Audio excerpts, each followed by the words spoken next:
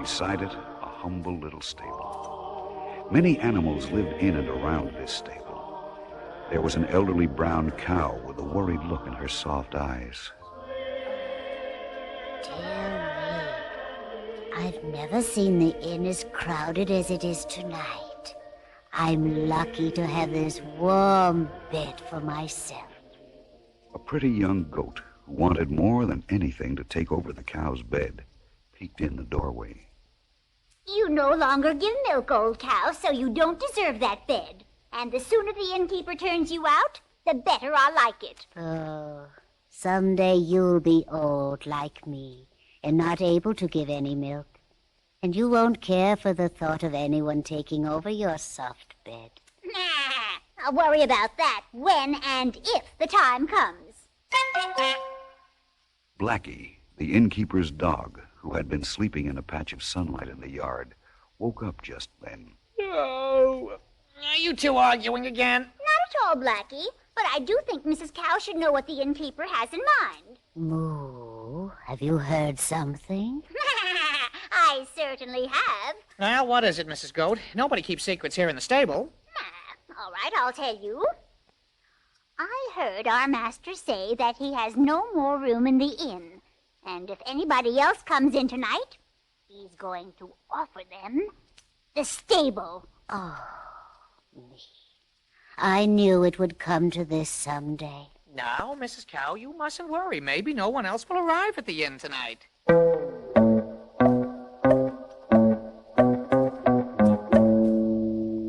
A huge ox, who was a guest in the stable while his master stayed at the inn, slowly shook his head.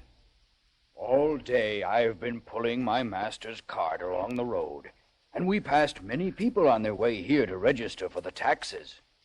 There will be more guests tonight. You can be sure of that.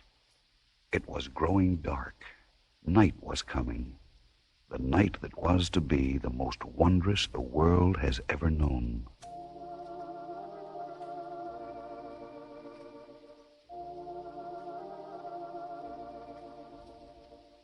All the animals in the stable began to settle down.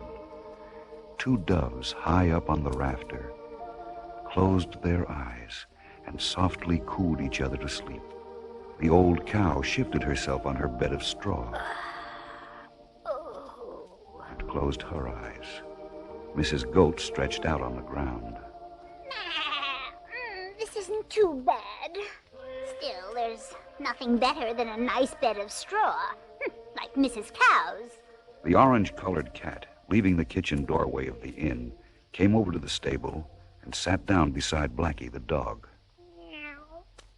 There's something different about tonight, Blackie. Something special. Special? Oh, I know. Because there are more guests at the inn, there are more scraps for you from the kitchen.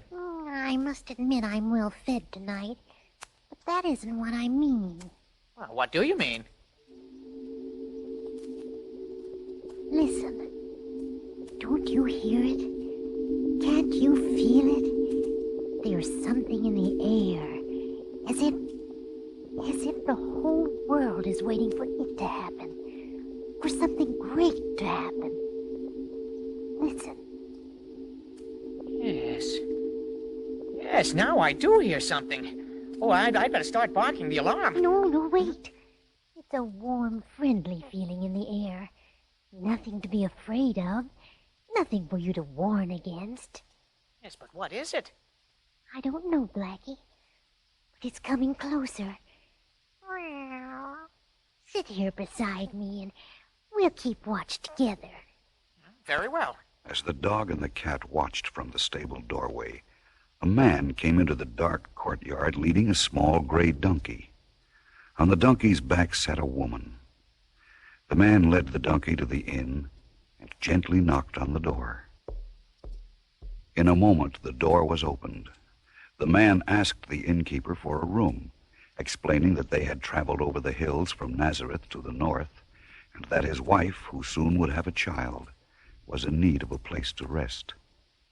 The dog and cat, watching from the stable, saw the innkeeper shake his head and then point in their direction. Our master has told them that the inn is filled. Uh-oh. They're coming over here.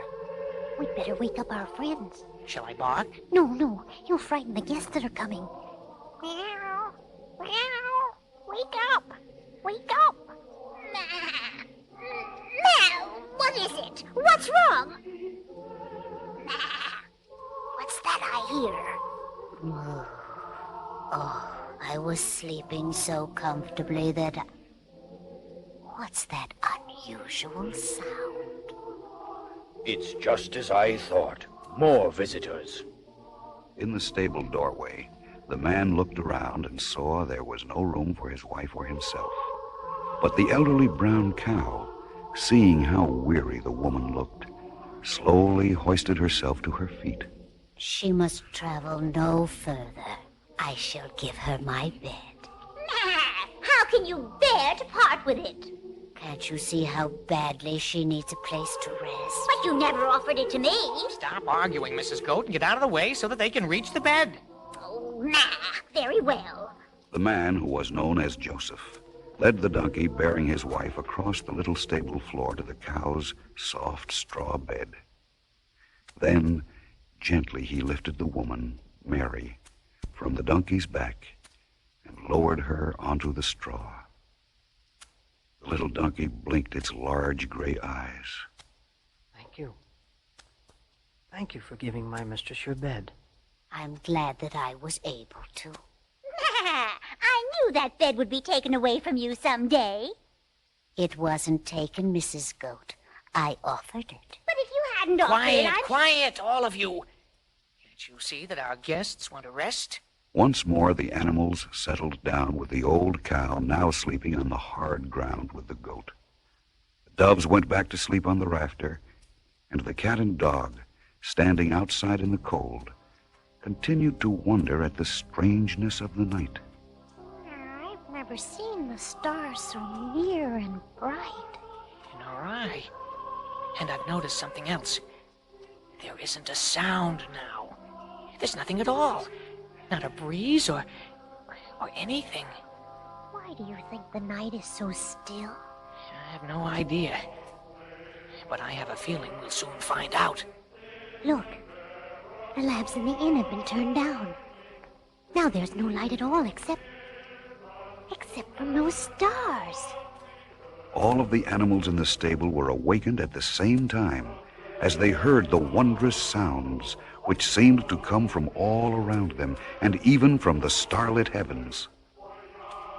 At that moment, no one else in Bethlehem or Judea, or even in the whole world, knew of the great miracle taking place, except those within that humble stable.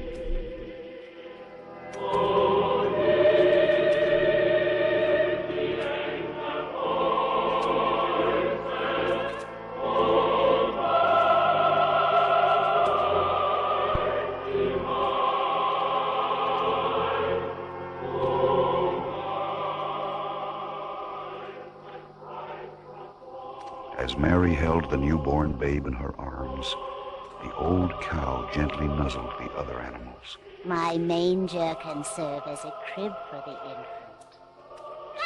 But it still has some hay in it. What'll we have for breakfast? It doesn't matter. The hay will be a soft and sweet bed. You're very kind. I'll nudge my master so that he'll see your offering. Master? Master? He sees it. The woman is going to place the tiny baby there. You're right, old cow. I don't mind our hay being used for this child. But the night is cold. We must not let the babe feel it. Crowd close, my friends. Yes, we ought to keep the babe warm. As the doves cooed the tiny child to sleep, and the animals of the stable crowded close around the manger to keep out the cold of night, the dog and cat moved silently to the doorway, where they gazed up at the heavens. What is that up there? A star. The brightest, most beautiful star I've ever seen. Listen. The great star shining in the east was seen by shepherds keeping watch over their flocks. Angels appeared to them, telling of the miracle in the stable at Bethlehem. and the shepherds began to lead their flocks toward that holy place. In other lands, kings and wise men saw the star and knew what it meant.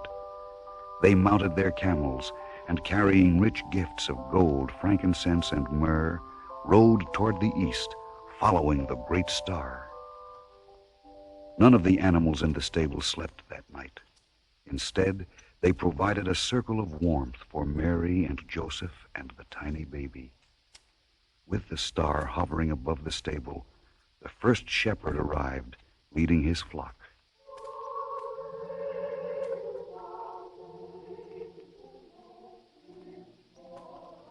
As the shepherd knelt before the holy infant, one of his sheep, a heavy ram with curving horns, stuck his nose in the doorway and peered around. Stay out. We don't need any sheep in here. I go wherever my master leads, and he has brought us here. I too wish to see the infant and give it warmth. There's no room around the manger. Nevertheless, I and the rest of my flock can give the infant warmth. You see what my master carries across his shoulders? A blanket made from our soft wool. Let me remind him of what must be done with the blanket. Moving to where his master knelt, and taking the edge of the blanket in his mouth, the ram tugged gently at it until it fell from the shepherd's shoulders. Then the ram moved to the manger and left the blanket there. Mary gave him a grateful look as she tucked the warming wool around the baby. As the first fingers of morning light reached into the courtyard, the dog and cat sat together in the stable doorway and watched the approach of the first caravan of visitors. Shall I bark and warn our master at the inn? You'd wake up the infant. Oh, you're right. I won't make any noise. Here comes the caravan. The people are going in to worship the Holy Child. I wonder where they're from. Meow. That big camel over there looks friendly. Why don't you ask him? Yes, I will. Where are you from, camel? Across the desert. Our masters followed the star and it led them here. Well, you may go into the stable and see the babe if you wish, camel. Every living thing is welcome there. Oh, thank you, but we are so big and the stable so small. There's no room for us. Just standing outside here will be privilege enough. In the golden light of that glorious morning, the courtyard of the inn and the stable itself was filled with people and animals, all paying homage to the newborn babe, a king for all time. And it could be that the most happy beings on earth were the animals, who gazed with soft eyes upon the Christ child. There were the doves, sitting high on the rafter above the manger. That night, they had cooed the holy infant to sleep. I had been looking forward to that hay for my breakfast, but I'm glad to go without it so that the babe may continue to sleep in the manger. People say that an ox is good only as a beast of burden. But last night I proved them wrong. Last night my huge body gave warmth to the King of Kings. I too helped warm the babe. My master covered the holy infant with a blanket of wool. Wool which came from me and my flock. They said I was too old to be of use to anyone, but I was the first to offer my straw bed to our guests and my manger to the babe. As long as there is anything on earth that I can do, I shall never truly be old.